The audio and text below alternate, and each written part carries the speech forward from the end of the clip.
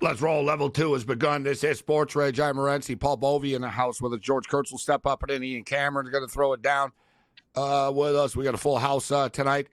Paul, before I get your thoughts on that Boston Celtics strange thing that happened with no free throws, first time it's ever happened in NBA history. Phoenix Suns and the Clippers are playing again tonight, and fans are just getting ripped off in both cities 2 nights in a row here.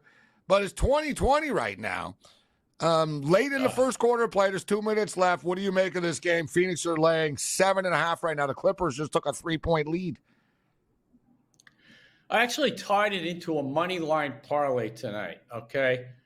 Call me crazy, but I took the Suns, OKC, and Milwaukee is going to be the driver here because they did defeat Orlando, who seems to have laid down. They did against the Rockets last night, and they followed it up with an awful performance today against the Giannis less Bucks and weren't even competitive. So I expect Phoenix to actually dominate the game, but I expected them to win last night also at home in a game that's pivotal for them to avoid the play-in. And they could still catch the Pelicans at this point because they own the tiebreaker. And you want to stay out of that play-in because obviously you want to, especially for an older team like Phoenix, you want to rest your players. You don't want to put too much mileage on them. You got Kevin Durant in his 30s. Booker's no kid anymore. So I just think that Phoenix should win the game, ultimately prevail. But right now, as you say, 23-20 with the D-leaguers for the Clippers on the court. So you never know what happens. Shout out to everybody joining us on SiriusXM, channel 159 on the SportsGrid radio and television networks. This is SportsRage. I'm Gabriel Morency. Paul Bovey in the house with us right now. 25-23 Clippers over the Suns.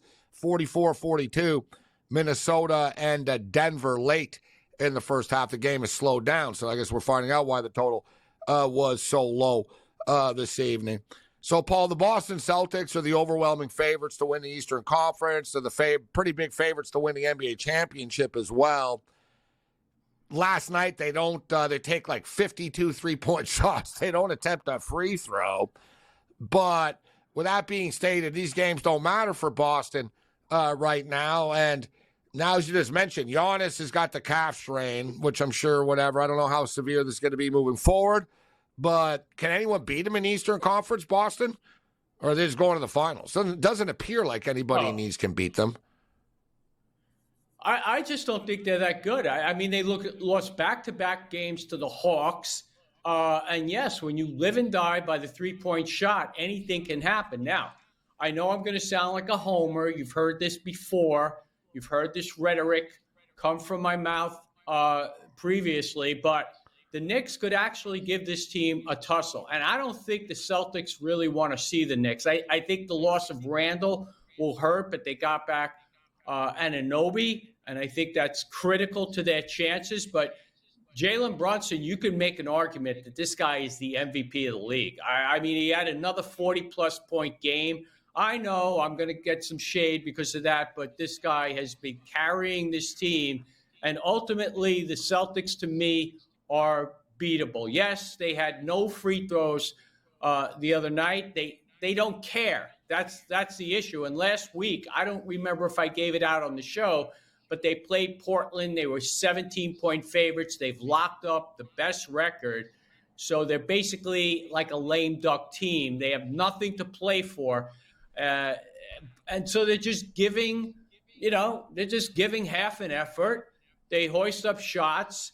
They don't really care what the opposition does. So on Saturday, you got a chance to take Charlotte, who just comes off a huge win today tonight. I say tonight, because it's morning for me here.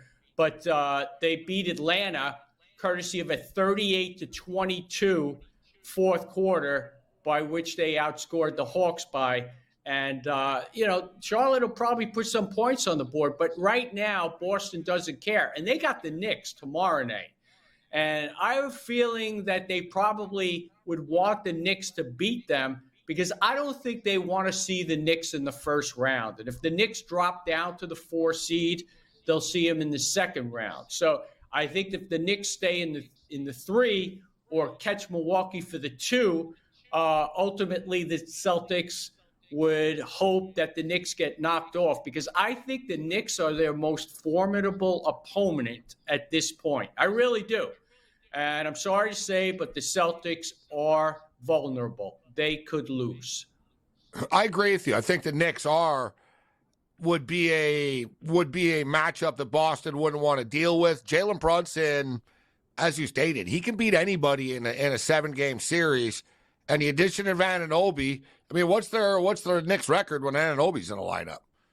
Like 19-3 or something like that now? It's pretty crazy.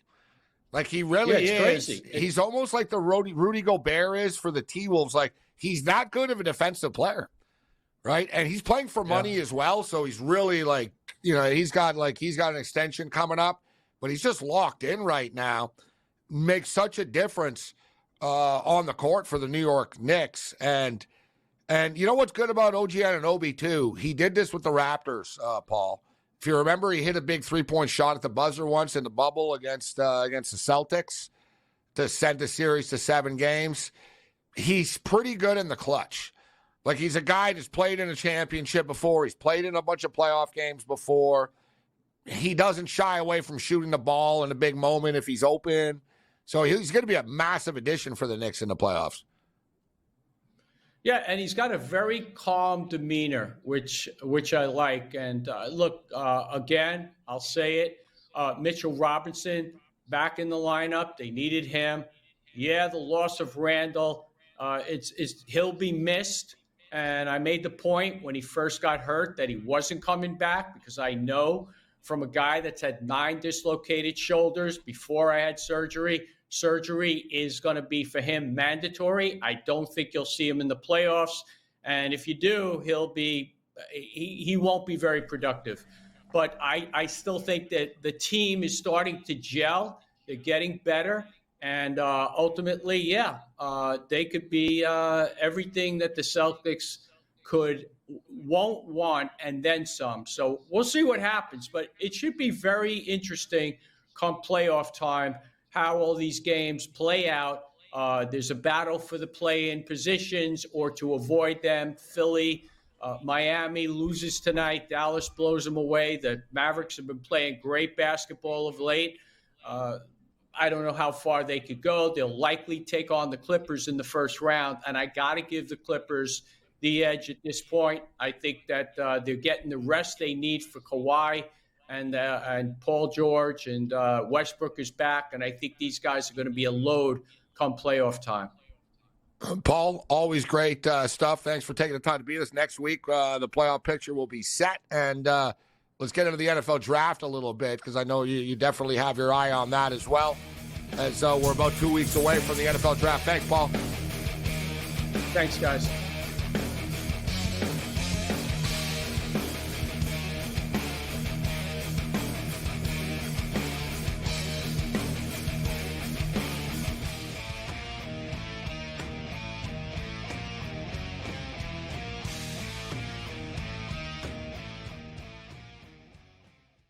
There is going to be an energy to game time decisions that you will feel night in and night out. We're going to go through every single thing, and I've got a great team behind me that's going to help me get the job done. I want this to be the place that people come to. We are going to hit every single one of those markets that you need to know about. There is not going to be a better place, I promise you, than Game Time Decisions. We will have everything at our disposal, and we will use that to our advantage. I'm Kevin Walsh. Tune into Game Time Decisions from 6 to 8 p.m. Eastern on SportsGrid.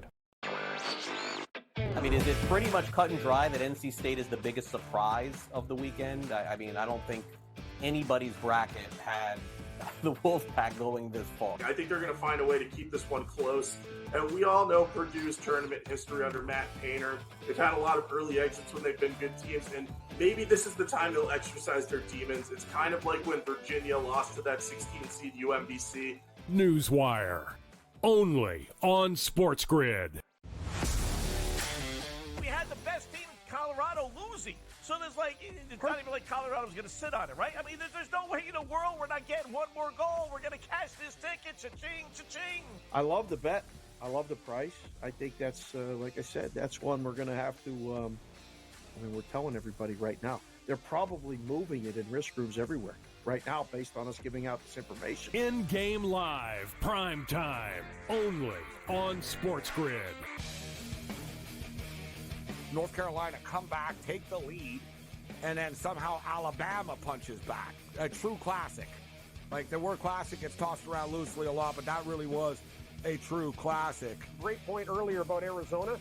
They had such an advantage under the basket, yet they're having guys just chuck threes. Their whole game plan sucked from the get-go. Like, the fact that they lost that game, I put a lot of it on coaching. SportsRage Late Night, only on SportsGrid. It's smarter to be on SportsGrid, your 24/7 sports wagering network.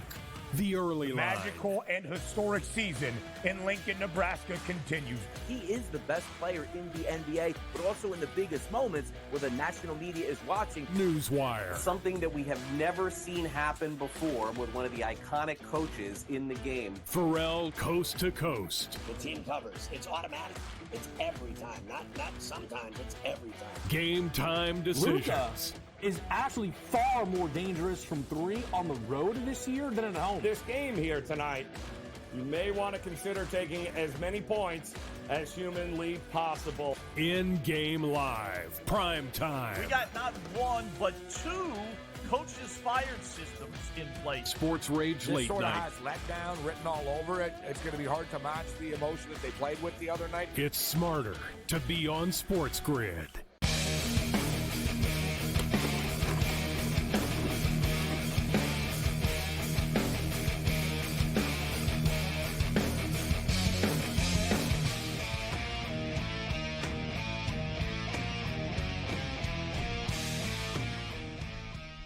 This is Sports Rage. I am Morency. We're kicking it.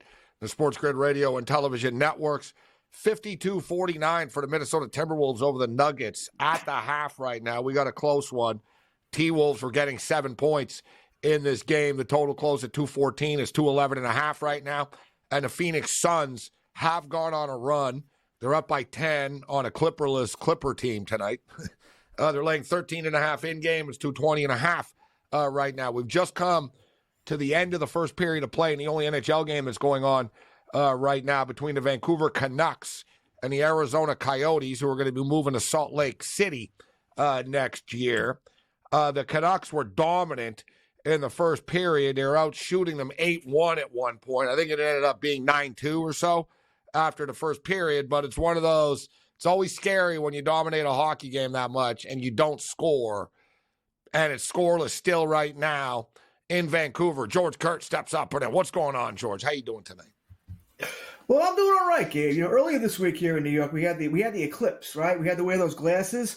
I should have saved them for this show for your shirt. My God, you are bright.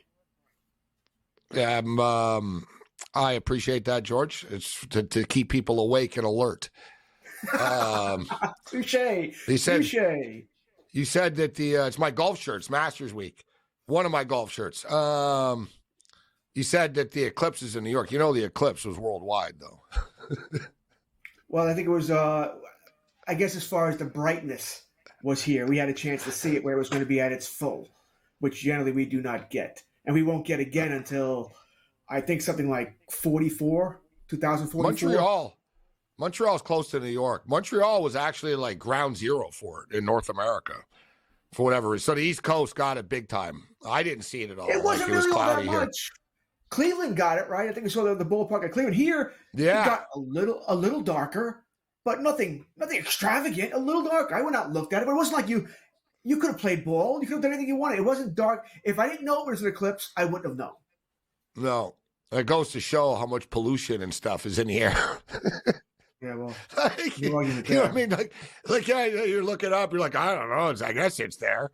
But you're right. Like, Montreal had that same moment. Montreal went all black for a minute, and like it had that full extent. Cleveland looked pretty cool, though. That the stadium in Cleveland looked cool. The baseball stadium? It did. It did look, because that got completely dark. I guess they had to. You see the manager of the White Sox? The manager of the White Sox was asked about the eclipse. Because everybody went out. They waited to start the game. Like, they were like, listen, there's an eclipse coming, so we're going to wait. And the players were all excited. They all had their glasses, and, like, both teams were out there, and everyone was all fired up. And the White Sox, who's the White Sox? Some dude, the White Sox man. I don't even care who it is. The White Sox manager. Are you going to go to the eclipse? He goes, I don't care about some eclipse. He goes, I'll watch it on TV. And they said, it never happens. It's kind of a big deal. And he goes, listen, I only live and breathe baseball. And they told him, they said, all your team is out there watching. He goes, I only want guys that live and breathe baseball. And people are like, dude, you manage the White Sox, bro. Like, enjoy a little. So it's the first week of the season. Like, you watching the eclipse for a minute isn't going to like change your season, bro. Right? But he was just like 1,000,000% against it. I'm scared of getting blinded by that stuff. I don't trust those knockoff glasses that people sell either. People sell counterfeit everything, George. I don't trust some glasses. I must have told my kids 1,000 times, don't look at the sun. Don't look at the sun. Don't look at the sun. Right? Because you're all worried about that. The Yankees originally were scheduled to play at 2 o'clock that day. And they were actually, advertising it as the eclipse game. They were trying to market it as the eclipse game, but then they moved it. Because you can't do that because people are idiots. People are going to be like, oh, look at that. You have no eyes left in a little bit. So, the Yankees moved You're the game right. to 6 o'clock. It's too bad that you would figure, listen, it'd be a cool thing. We'll have everyone in the stadium. We'll tell them chill for 10 minutes. We're going to do this eclipse thing. But it'd be lawsuit central. I went to a Yankee game. I didn't hit a sky-high fly. Yeah, I didn't know. People are going to say, I didn't know it was an eclipse. I was sitting there. I looked up, and I got blinded, and they should have told me, right? Dude, I saw Jimmy Kimmel does the thing where he asks people on the street, like, questions. It was a very simple question. Like, he asked people, it was Monday's show when the eclipse was, and it was on Hollywood Boulevard, so it's mostly tourists and stuff. So it's not like just local. It's like people from all over America that he gets all the time because it's where his studio is. It's all tourists walking around. And people were clueless about the eclipse, man. Like, people had no idea. So it's probably better that you don't have people, like, out in public for it. Like, so you're not liable for it. But I was thinking, Gabe, suppose Stanton or Judge hit a massive fly ball and straight up, and it's close to the sun. Sunglasses don't protect you. All right, if you wear the eclipse glasses, which I wore, you can't see anything. They are completely dark. You'll walk into the walls in your own house if you're wearing those things. So I was thinking, what if they hit a sky-high fly ball close to the eclipse? When you put a glove in front of you, and I was like, that would be kind of dangerous as well here. So I think I don't think you had a choice but to move the game. You know what? We don't have to worry about it until, like you said, 2044. Huh? I remember the last one. I remember I was in school. I was a kid, and they were like, it was a big deal. Don't look up, and blah, blah, blah, and all that type of stuff. And it was like much ado about nothing. I remember I had the glasses. I looked up, and I was like, well, that was anticlimactic. You know what else when I saw it? I don't know if you saw it when you saw it fly over. I saw the space shuttle when I was a kid. Fly over like it was being carried by another plane. I don't think I ever saw that, no. I saw it in transport. I saw it in transport for whatever it is. It was pretty cool. Like, it flew, like, low right over me and stuff. And everyone was like, wow, this is a once in a... It was like, one of those, you're never going to see this again. Like one of those type of deals.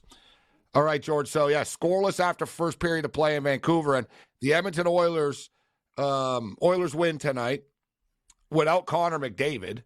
So that was interesting that they really didn't fully care about winning tonight, George.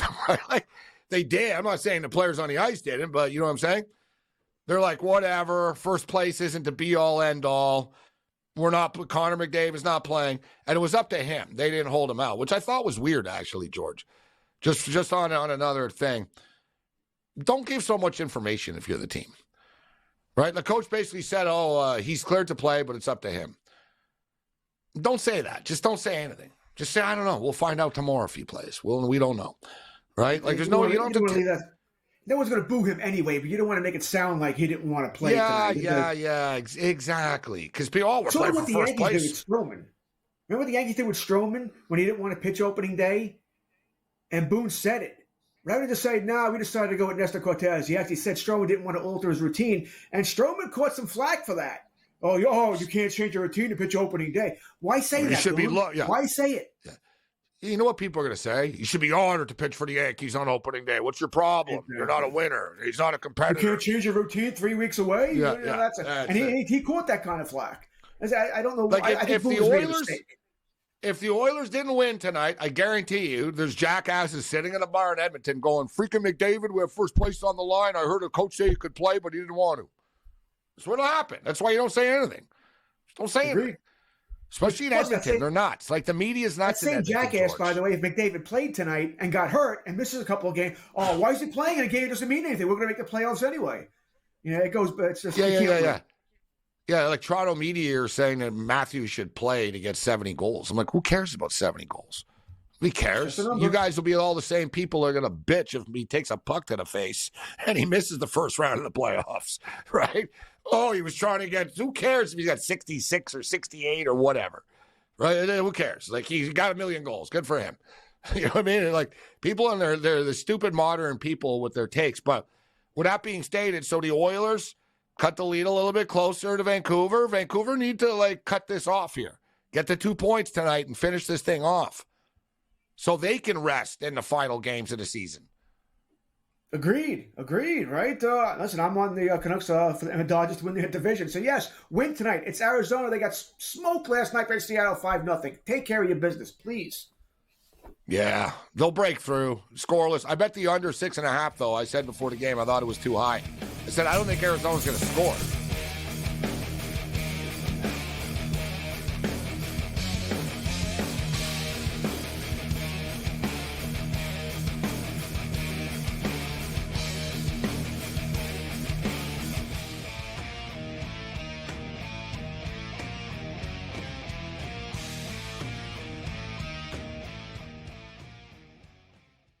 There is going to be an energy to game time decisions that you will feel night in and night out. We're going to go through every single thing, and I've got a great team behind me that's going to help me get the job done. I want this to be the place that people come to. We are going to hit every single one of those markets that you need to know about. There is not going to be a better place, I promise you, than Game Time Decisions. We will have everything at our disposal, and we will use that to our advantage. I'm Kevin Walsh. Tune into Game Time Decisions from 6 to 8 p.m. Eastern on SportsGrid.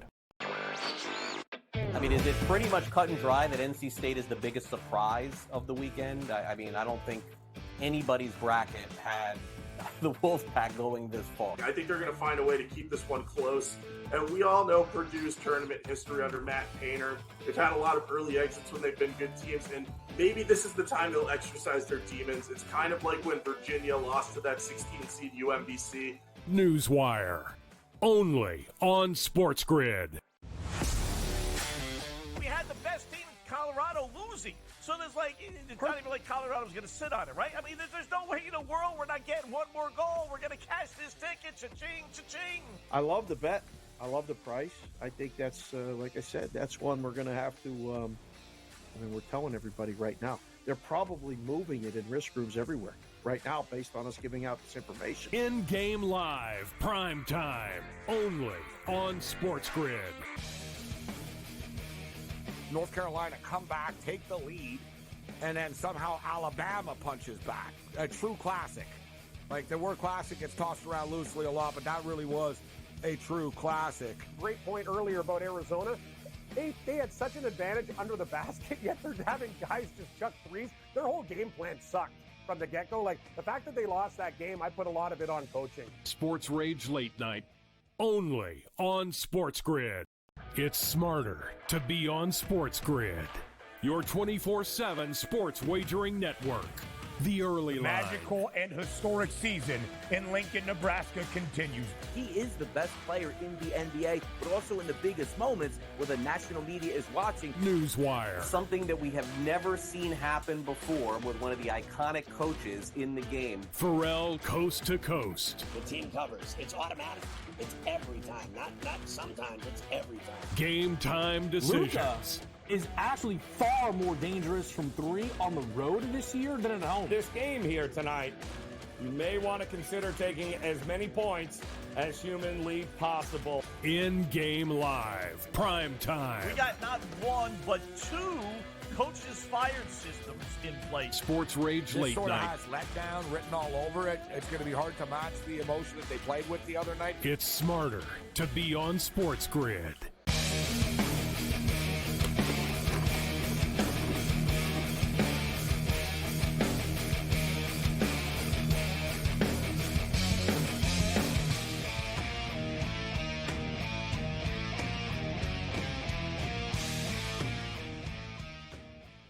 This is Sports Rage. I'm Morency. Countdown to the playoffs is on right now. And I guess, George, the NHL playoffs start next Saturday? I don't know. They haven't announced it. There was conflicting reports. It was supposed to be on the 22nd, which I think was the Monday. Yeah. And then I think the networks told them, like, what are you guys doing? Like, no, we need games, which only the NHL can somehow have a team play on Thursday night and expect to play on a playoff game on Saturday. I don't know how they're going to handle it. I guess they'll look at the schedule and they'll play the teams that played on Wednesday will play Saturday, and the teams that played Thursday will play Sunday or whatnot. But I think the playoffs are set to begin next week. They haven't officially announced it yet, but next weekend.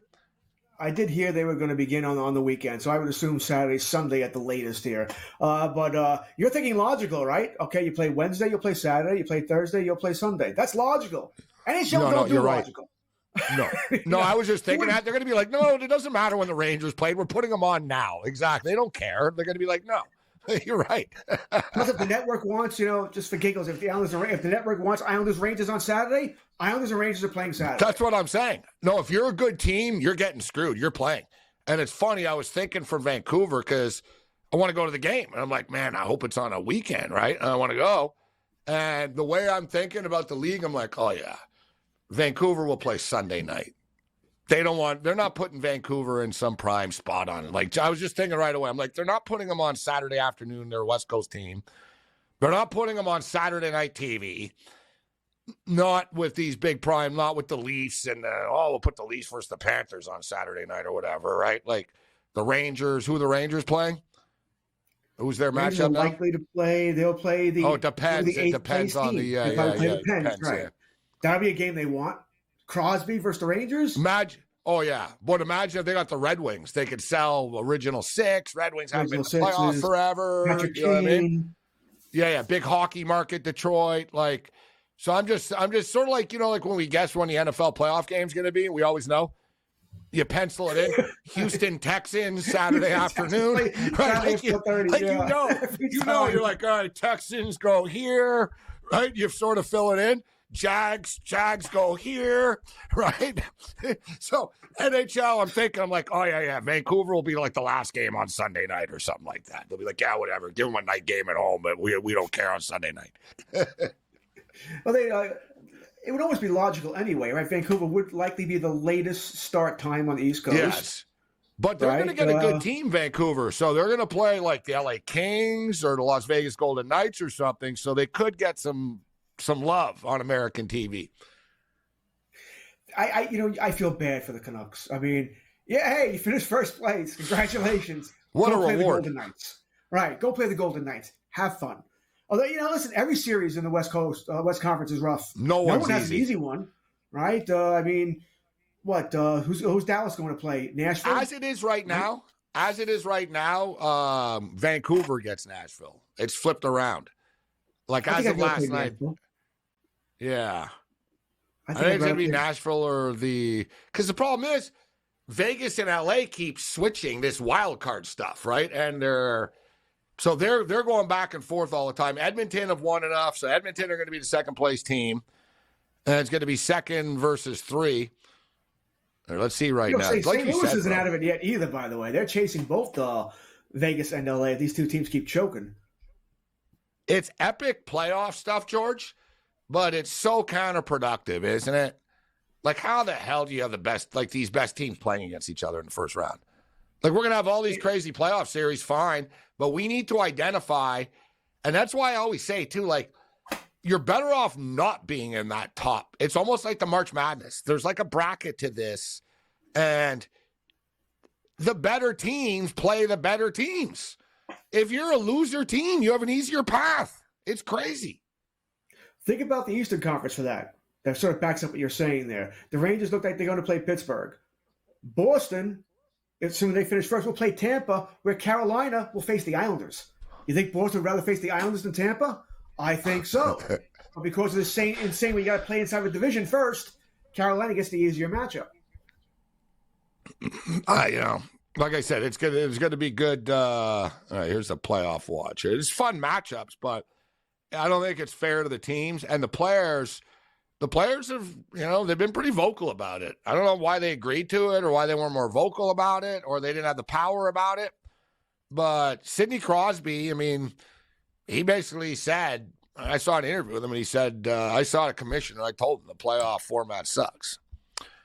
Ovechkin's complain. Like, a lot of the big-name players in the NHL, have said, you know what? Our suggestion is this playoff format is no good.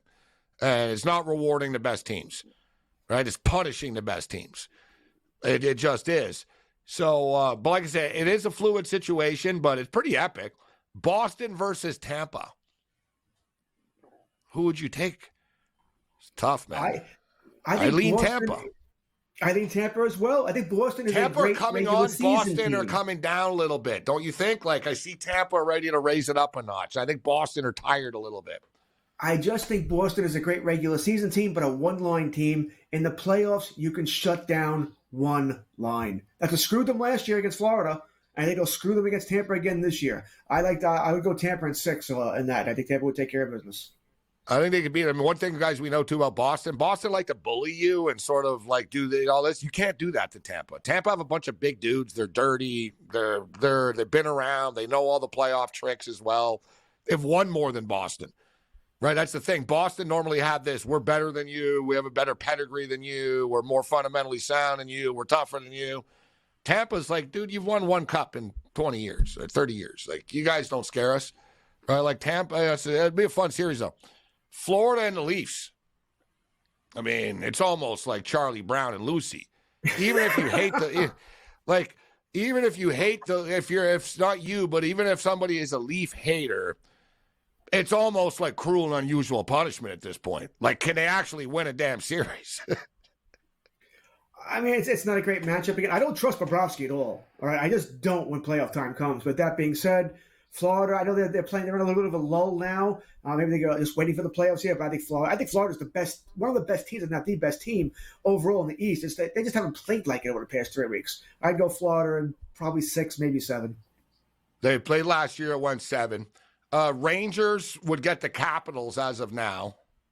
Rangers in 5. Yeah, Rangers against Capitals. Rangers in 6. There's your TV game though for that Saturday night. Ovi versus the Rangers.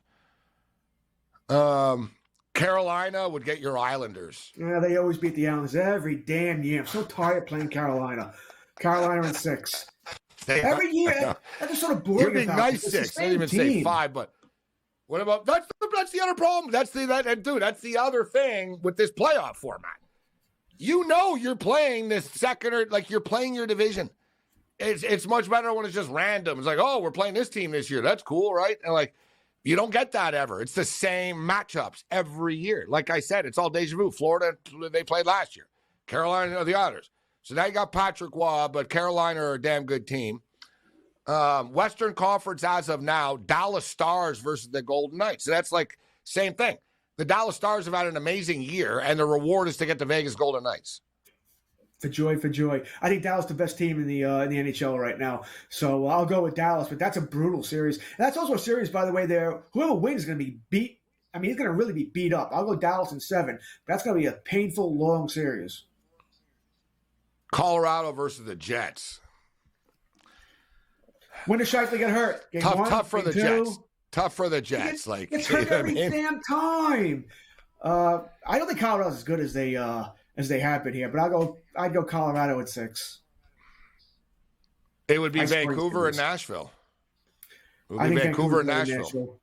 I think I like to see Demko come back and play a couple of games first. Is he going to play game 1 of the playoffs? That would scare me a little bit. I think that he is on the road to recovery, but that would bother me a little bit if he comes back. Does he need 2 games to get really back in game shape? They're going to rush him back? I'd be a little. He was supposed to be back by now. This is not going to last this long here, but still, I'd go Vancouver at 6. They weren't in a panic, right? They're still in first place. There was no need to rush him back. He practiced. Yeah, he's been on the ice with them. Yesterday was his first real. Not his first real. Rick Tocchet's pretty honest, actually. Rick Tocchet said he's 60%. 60% not healthy, but 60% in the tank ready to play a game. And he said, we're basically taking a day. Said we're taking it day by day. Said we're taking it day by day. And people who are at the practice yesterday said it was full throttle, that he participated in a full-out, all-out, hardcore scrimmage-type drill with the team, and he was not held back. So he's getting into form right now. I agree with you. I figure you want to give him the last regular season game, I guess. I know it sounds crazy. I'd like to get two. I don't think they're going to do it. I think they're going to go one. I think they're thinking one. I'll compromise at one. I just don't want to see game one. That's what he got. That's his first game back. That would bother me. But a lot of stuff is behind the scenes, which I don't have a problem with. If they're going full throttle behind the scenes, right? Look, you're not going to bring him back tonight against the Coyotes. Dude, they're playing the Oilers on Saturday night. Like they first play, you know what I mean? But may not be the game you want, if not completely healthy. They got the Flames next. I think it's the Flames, the Oilers, and the Jets. Then they're done. Flames, Oilers, Jets. All right, so you're back first the Jets. Hopefully. And what they hope is a meaningless game. Get them some time.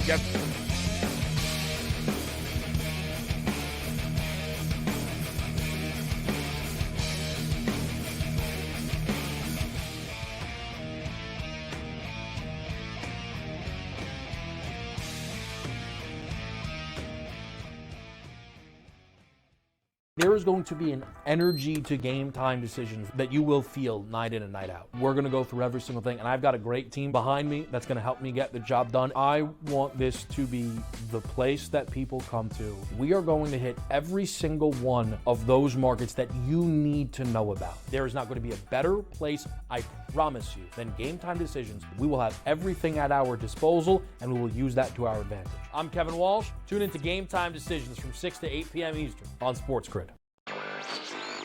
I mean, is it pretty much cut and dry that NC State is the biggest surprise of the weekend? I mean, I don't think anybody's bracket had the Wolfpack going this far. I think they're going to find a way to keep this one close.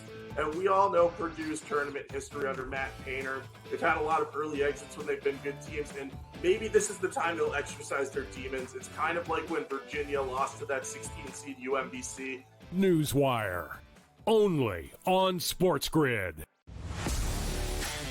We had the best team in Colorado losing. So there's it's not even like Colorado's going to sit on it, right? I mean, there's no way in the world we're not getting one more goal. We're going to cash this ticket. Cha-ching, cha-ching. I love the bet. I love the price. I think that's, like I said, that's one we're going to have to, we're telling everybody right now. They're probably moving it in risk rooms everywhere right now based on us giving out this information. In-game live, prime time, only on SportsGrid. North Carolina come back, take the lead, and then somehow Alabama punches back. A true classic. Like, the word classic gets tossed around loosely a lot, but that really was a true classic. Great point earlier about Arizona. They had such an advantage under the basket, yet they're having guys just chuck threes. Their whole game plan sucked from the get-go. Like, the fact that they lost that game, I put a lot of it on coaching. SportsRage Late Night, only on SportsGrid. It's smarter to be on SportsGrid, your 24/7 sports wagering network. The early line. Magical and historic season in Lincoln, Nebraska continues. He is the best player in the NBA, but also in the biggest moments where the national media is watching. Newswire. Something that we have never seen happen before with one of the iconic coaches in the game. Pharrell, coast to coast. The team covers. It's automatic. It's every time. Not sometimes. It's every time. Game time decisions. Luka is actually far more dangerous from three on the road this year than at home. This game here tonight, you may want to consider taking as many points as humanly possible. In-game live, prime time. We got not one, but two coaches fired systems in place. SportsRage Late Night. Night. This sort of has letdown written all over it. It's going to be hard to match the emotion that they played with the other night. It's smarter to be on SportsGrid.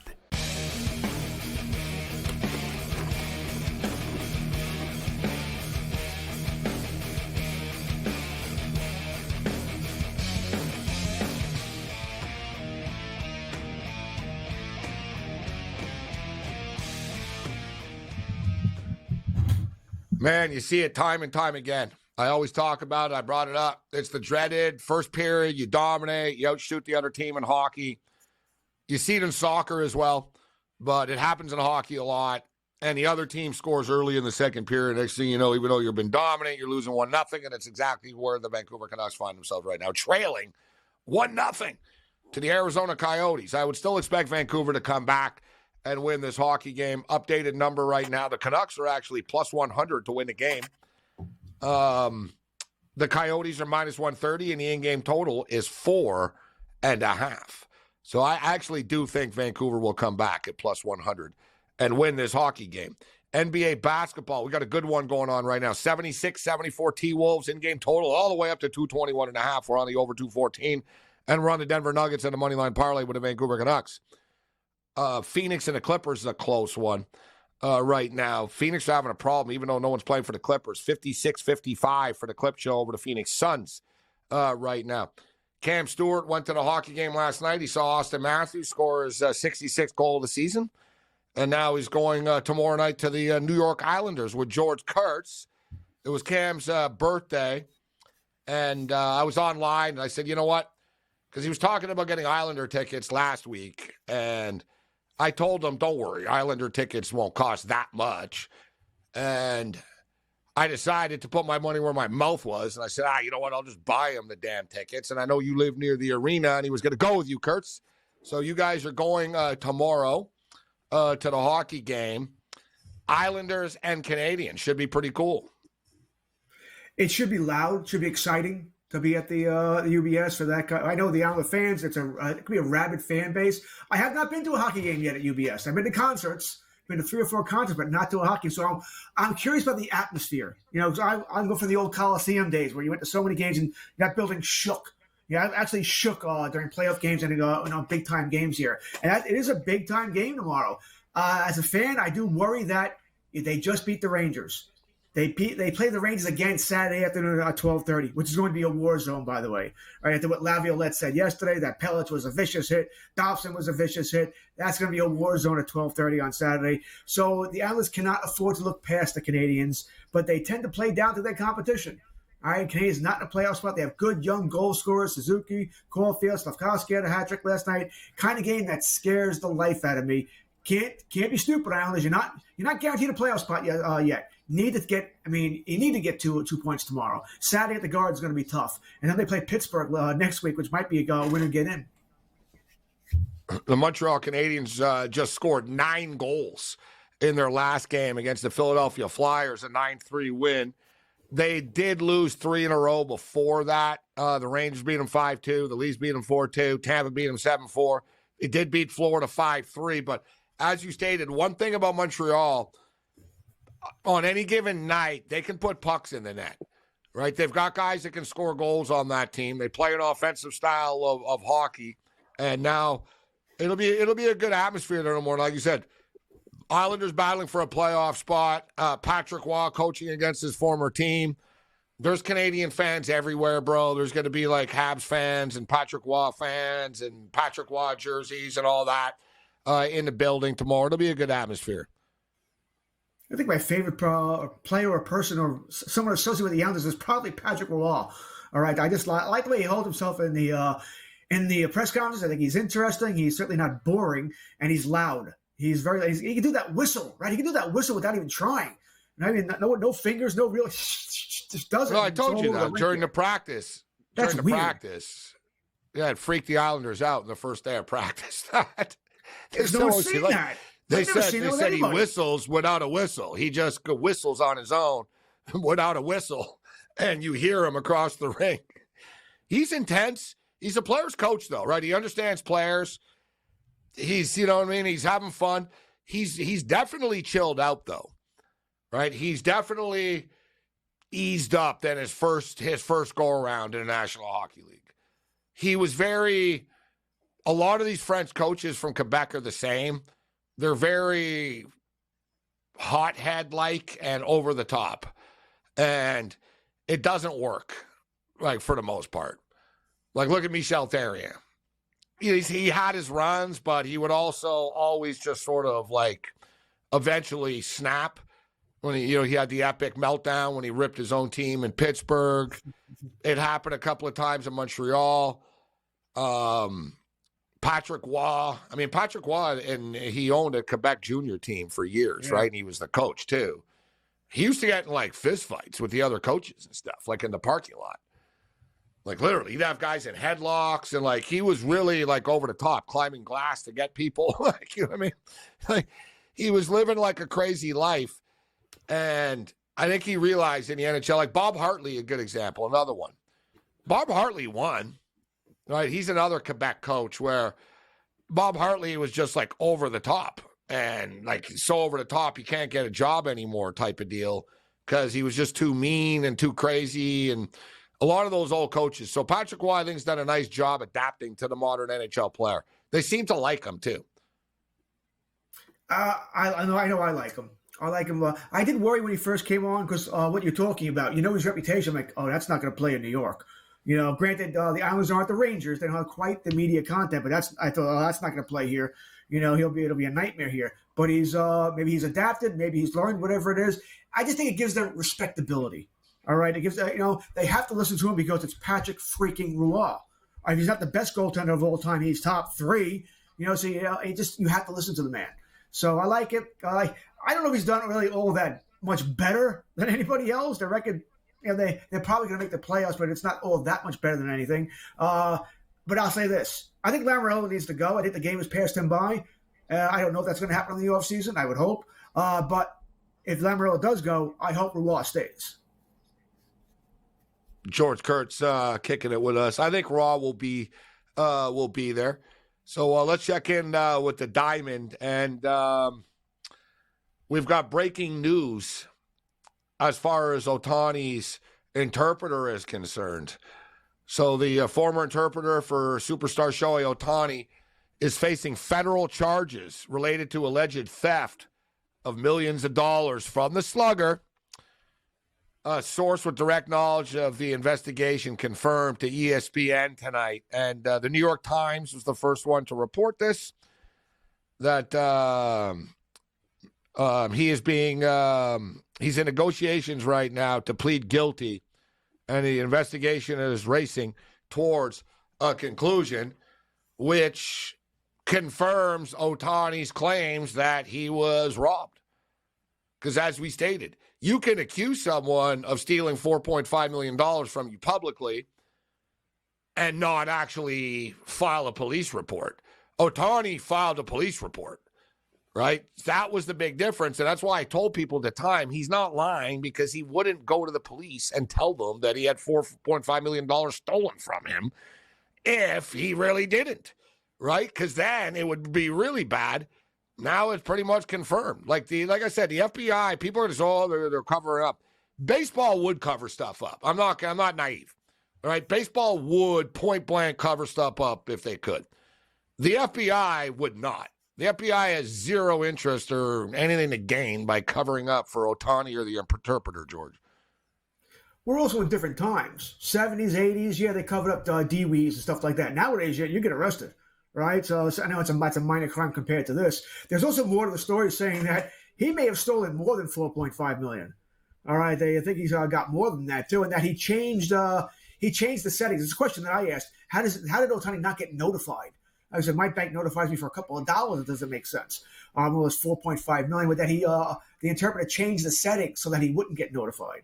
Well, I guess, or maybe the interpreter would get notified and not Ohtani. Whatever. You know what it was. Pretty wacky. Ohtani did trust the guy.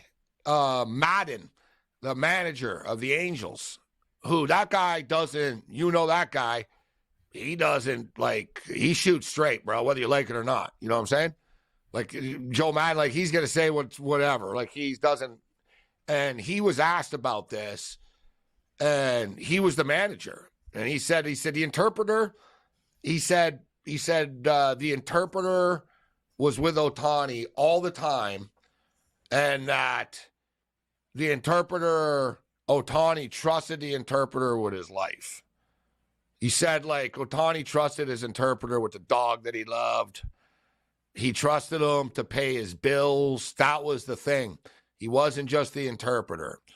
A lot of these dudes, like baseball players and stuff, guys, like if they don't have wives or like Ohtani's not sitting at home paying off his Comcast cable bill. You know what I mean? His personal like assistant. His cell phone bills and stuff, like his cable, his whatever, dude. Imagine all the fees, and this and that, and his car lease, and people handle it. This was the guy that handled it. He had access to his account.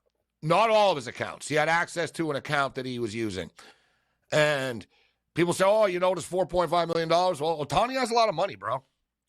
Not, before this deal. Like, you know what I mean? He makes like $50 million a year in endorsements in Japan, guys. Like, let alone his baseball stuff here.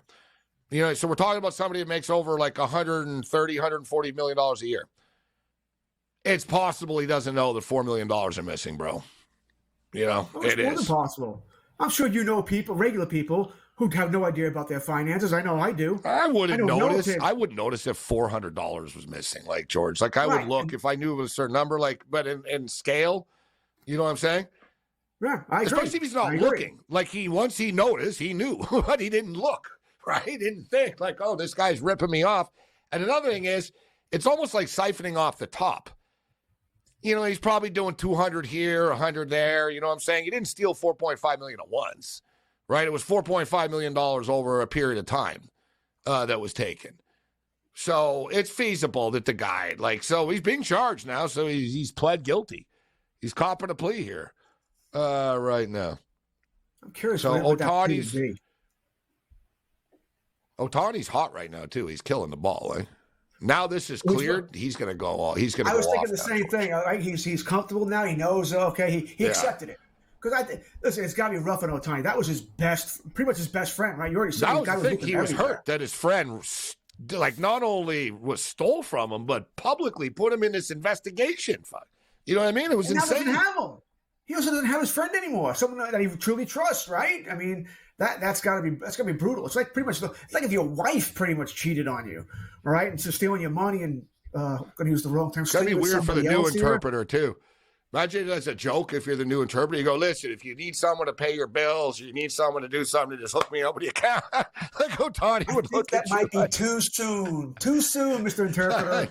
Ease up a little bit. This interpreter would just be like, yeah. That would be the new, if I was the Dodgers, be the first thing. Sort of like there's an episode of Seinfeld when George Costanza needs a secretary. He's working for the Yankees, and all these hot women are showing up and applying, and they all have great references. And he's like, your references are impeccable. Your resume is amazing. You're drop dead gorgeous. That's why I can't hire you, right? Because he couldn't have so he hired like a book, a librarian looking woman.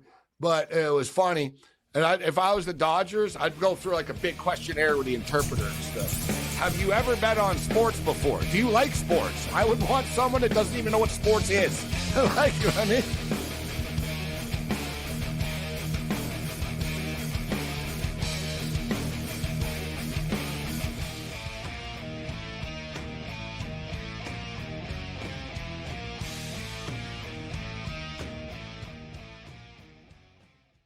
There is going to be an energy to game time decisions that you will feel night in and night out. We're going to go through every single thing, and I've got a great team behind me that's going to help me get the job done. I want this to be the place that people come to. We are going to hit every single one of those markets that you need to know about. There is not going to be a better place, I promise you, than Game Time Decisions. We will have everything at our disposal, and we will use that to our advantage. I'm Kevin Walsh. Tune into Game Time Decisions from 6 to 8 p.m. Eastern on SportsGrid.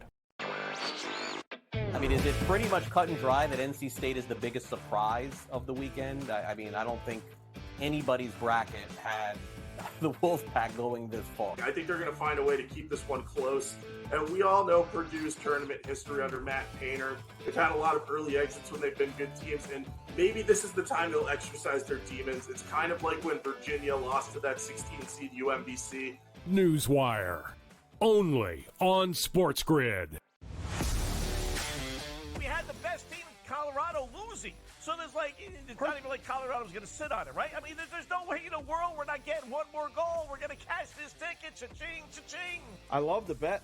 I love the price. I think that's, like I said, that's one we're going to have to, we're telling everybody right now. They're probably moving it in risk rooms everywhere right now based on us giving out this information. In-game live, prime time, only on SportsGrid.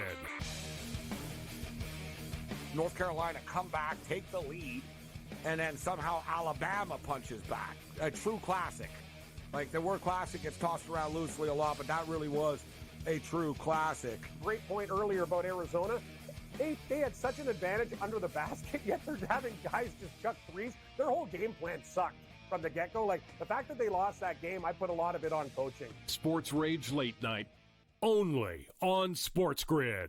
It's smarter to be on SportsGrid, your 24/7 sports wagering network. The early line. Magical and historic season in Lincoln, Nebraska continues. He is the best player in the NBA, but also in the biggest moments where the national media is watching. Newswire. Something that we have never seen happen before with one of the iconic coaches in the game. Pharrell Coast to Coast. The team covers. It's automatic. It's every time. Not sometimes. It's every time. Game time decisions. Luka is actually far more dangerous from three on the road this year than at home. This game here tonight, you may want to consider taking as many points as humanly possible. In-game live, prime time. We got not one, but two coaches fired systems in place. SportsRage Late sort Night. Of has letdown written all over it. It's going to be hard to match the emotion that they played with the other night. It's smarter to be on SportsGrid.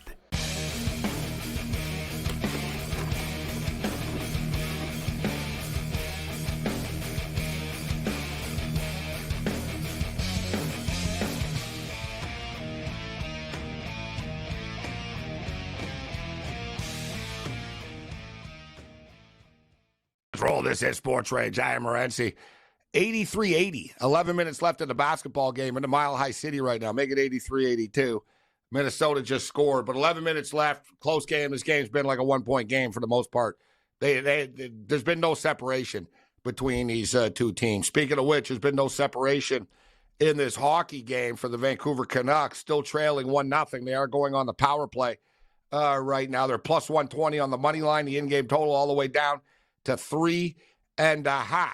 So we just talked about Ohtani, and he's pretty much been cleared now as his interpreter has been charged with taking the $4.5 million. He's in negotiations for a plea deal right now with the feds. So looking at the baseball board here, George. Let's take a look at the overnight numbers here tomorrow. The Mets and Braves didn't get it in today. Quintana is on the hill. I was actually going to play a strikeout prop to the under. It was 4.5, and he hadn't gotten to 5 in any of his starts, plus the Braves light it up. So I was like, you know what? I'm going to go under the number, especially early in the year. Not all these, a lot of the strikeout props are a little higher than they should be. But they're going at it tomorrow. The Braves are minus 165. Brewers and Reds again. Minnesota, Detroit, Houston, Kansas City, Oakland, Texas, Pittsburgh, Philadelphia, and Baltimore and Boston again. And you would have thought with this Holiday kid tonight that Babe Ruth had returned from the grave or something. Like, oh, my God, man. Like, is he supposed to be the greatest player ever in the history of baseball? Have I missed something? No, not quite that good, but a really good player. I think it's interesting because if you had prop bet on him to win Rookie of the Year, you are thrilled right about now. He got called up earlier than we thought, right? So his counting numbers won't be that far behind Langford. This is great news. He got an RBI tonight. What was he? Was he 1 for 4? 0 for 4 It was with a an ground out RBI? and he got the RBI. Yeah. But, yeah, a lot of hype, man. A lot of excitement. And we'll hit this on the other side, but the Baltimore Orioles broadcast is annoying, man. You'd think they're like the 3-time defending World Series champions listening to these guys talk.